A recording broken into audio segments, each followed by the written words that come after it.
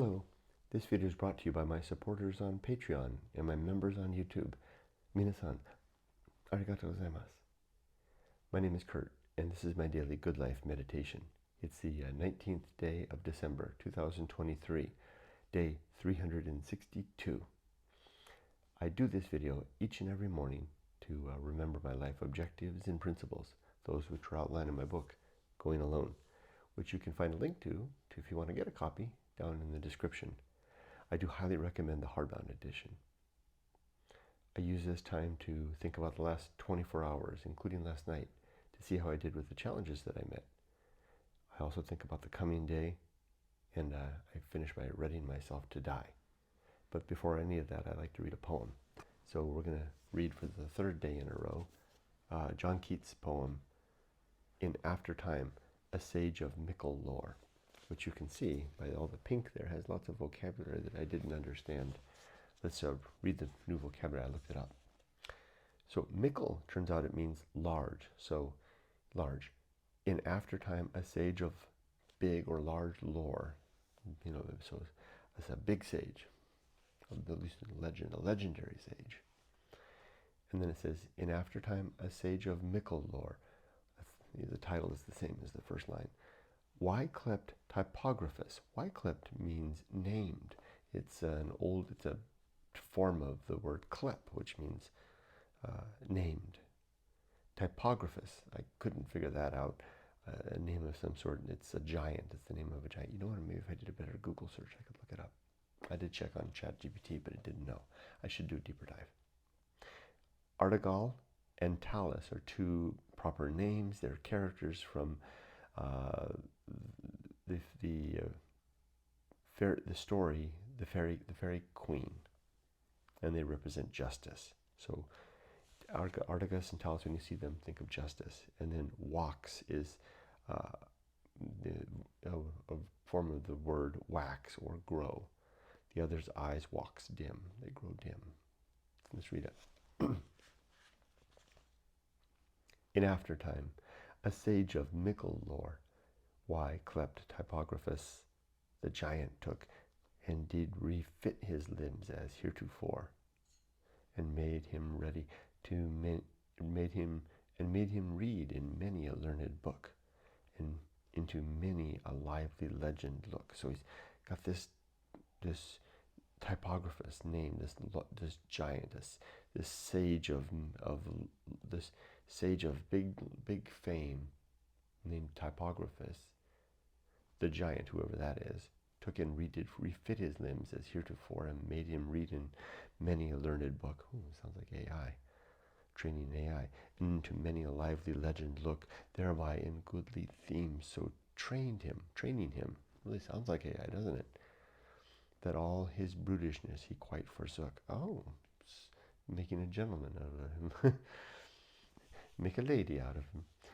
When meeting Artegas and Talus grim, representing justice, the one struck stone blind, the other eyes wax dim. So when Typographus met Artegal and Talus, I wonder if Typographus is from the fairy queen story too. I wonder if that's what this is. I'll look it up again tomorrow. Tomorrow I'll really figure out what typographus is. We'll put the pieces together. All right, let's get going.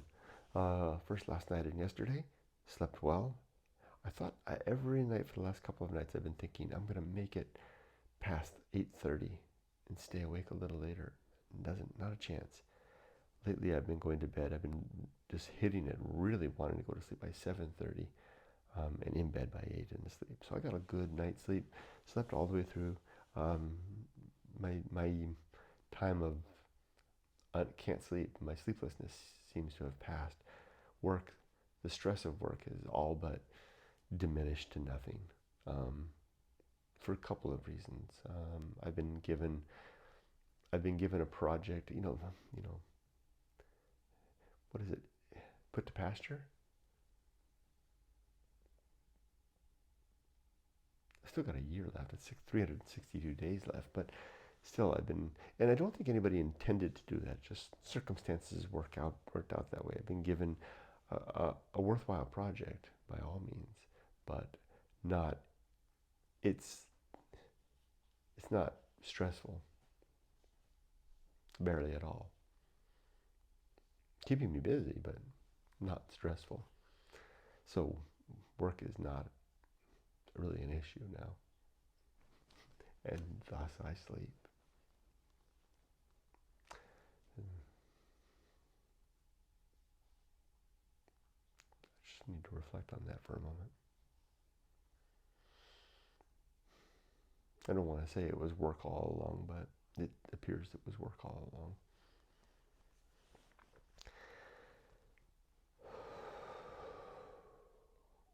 That's something I've been doing a lot lately. 10 breaths. I've been interrupting my day throughout the day.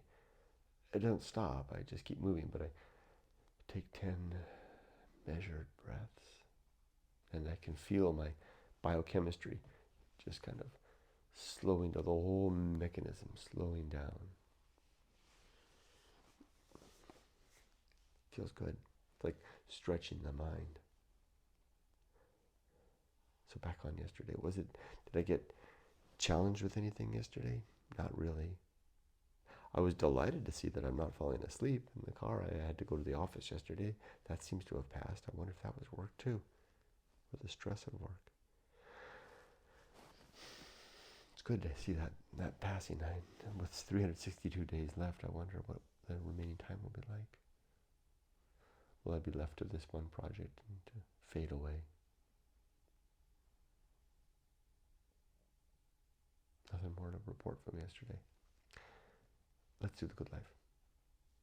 My 8 objectives are, these are from the book, from the chapter titled The Good Life. 1, to be always ready to die. And I've decided that I should add that to the list. Just a second.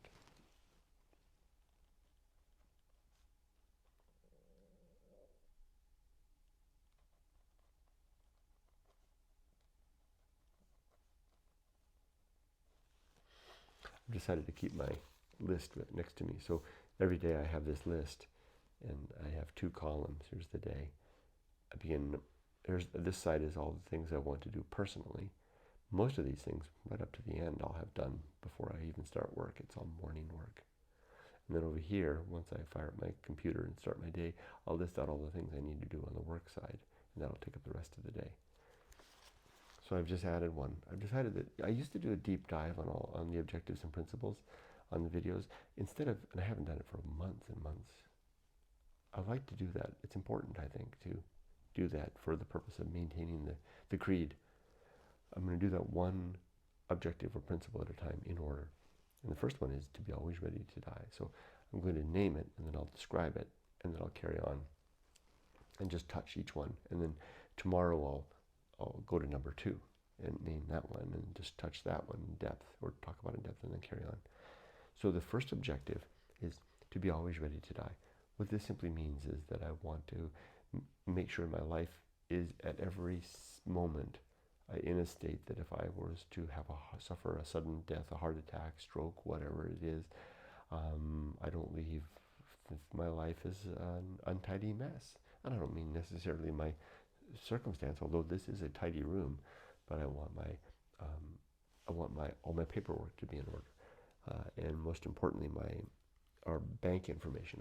We make when I have a deal, wherever we're either living in Japan or America, whoever is the native of that country takes care of all the finances. So Yumiko always takes care of all the finances while we're in Japan. I keep track of all the banks in the United States because our savings are all here. But then she takes care of all the bills and stuff like that, and I do the same when we're here. So I have 2 files over here, and I'll make sure I have one file is for personal stuff, and it's very well organized. Passports, birth certificates, it's all in there, nicely filed away. And then another one is for all of our finances, all of our bank accounts, retirement accounts, all past tax records, et cetera, and that's all organized well. And then I have a special folder up front, and then another one, piece of paper folded up in a special container at the top that is like a cheat sheet. And I created that so that if I was to die suddenly, Yumiko or Emily could open that up. And that basically means it's like welcome to the Bell family finances. You know, all of our retirement and all of our household accounts and all of our retirement accounts are listed, URLs to access them, and then username and passwords to get in, to log in. So that they don't have to hunt and peck for those things. So they can just, oh, okay, well, all of our retirement money is here. And I've also got all the accounts set up in such a way that there's survivorship, so that there's no fight for Yumiko to get the money, or Emily if both of us go. Yumiko and I both go. So that's what I mean by having my affairs in order. My relationship sound means that I have no people that I have unfinished business with. There's no one that I'm like, I really should have a chat with, so-and-so. I don't have anybody like that in my life. I don't have any outstanding business. I did for a while. There was one that really hung over my head for a long time, and that for years, for almost 10. That was that when I was in Japan, I worked for a school, and they rescued me. I've told the story before. I won't go belabor the point, but I've told the story about how I had my antique business in Japan, and then the economy crash in 2008 wiped me out, and then some. And I was nearly homeless with my family, and I struggled to get back on my feet. And hard work in that regard led to a job with a really good job with a language school in Shizuoka. And there was one guy, the principal, that was so good. They were all good to me. The principal was great, even offering Emily to go to school there for free. I was treated like a full-on Japanese teacher with a full salary, all the benefits, the retirement program, the whole kit and caboodle. It breaks me up now just remembering that. There was one guy behind all of that. And when I left Japan, I was a little muddled in the head. Okay, I didn't leave in bad terms with anybody, but I didn't go out the way that I should have, with proper, deep gratitude. I mean, I'm deeply grateful for he helped rescue me from my family from, I say me because it was my responsibility to take care of my family. So he rescued me from and my family by extension, right? Help me get back on my feet so I could take care of my family and support my family. This was my job. And I was there for 4 years. And I got treated nothing but wonderfully. And I'll admit, I struggled. And again, it's so good that I left Japan. I'm so glad that I left, because I was headed down a dark road of, I'll save that for another video. If I'd stayed in Japan, that would have ruined me. Now I can go back and I'm fine because I left. There's room for a whole other video. I'll have plenty of time to catch up on all that another time. And I've talked about it a little bit in the past. But I've always, ever since I left Japan, I've regretted. I felt like I didn't express my proper gratitude to the school and to that man. So that was something that was an unfinished bit of business. So this last one, we went back to Japan in February. I realized this was my opportunity. And I reached out to the school before I got to Japan, and I made an arrangement to come and visit, and I came bearing gifts. And I was taken around by one of my friends there, a Japanese teacher, and I met everybody. And I expressed my gratitude and even apologized for not expressing proper gratitude at the time. And I did it in Japanese style. And even twice, the principal and the director of the school both commented to me, "Wow, you're doing it Japanese style." I did. I made sure they all knew how grateful I was for everything that they did to me, for me and my family. And I brought bearing gifts for everybody.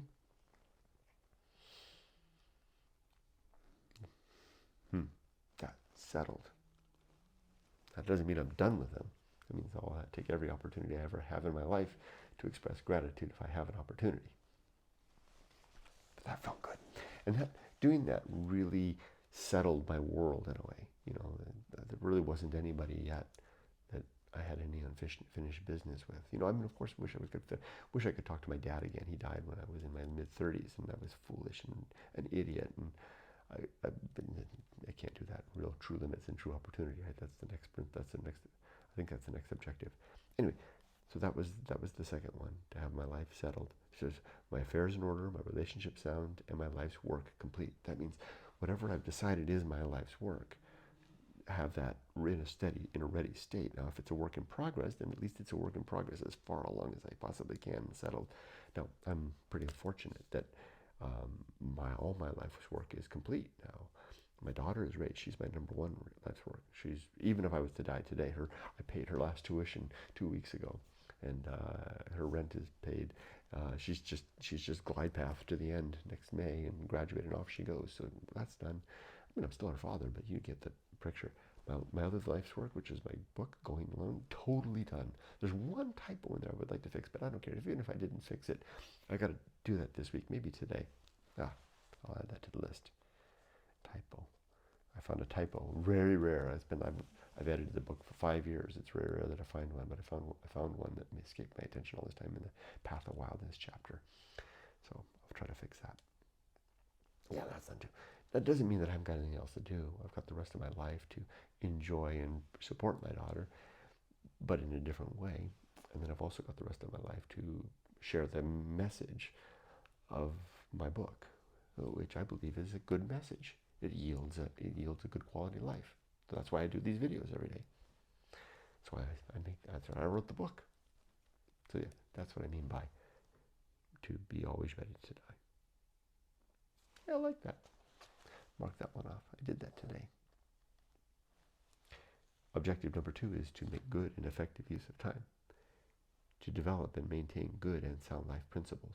Good and sound life principles. To cultivate good emotional reactions. Number 5 is to perform good actions. 6, to recognize my true limits and true opportunity. 7, to do just one thing at a time. And do that thing slowly and deliberately and carefully. And then number 8 is to maintain my balance. Tomorrow, I'll talk about objective number 2. I like the way this worked out. Now, my 35 principles. Let's see if I can number them off. War, reason, homunculus, anchorhold, home of good and evil. Purpose, atomic principle, nature, pirate ride, maturity. Social principle, family, public speaking, temperance. Life will not go well. I feel like I fumbled. The horror show. That which must be born. The feast of offal. Distraction, agency, and the great indifference. The best seat in the house. The restless man. The path of wildness. The great life adventure. The risk of avoiding risk. Sin and damnation. Complete oblivion. The season of philosophy. Script writing. The bullseye aim. The uphill climb. Arena and utility. Nothing is enough. The principle of fun. And then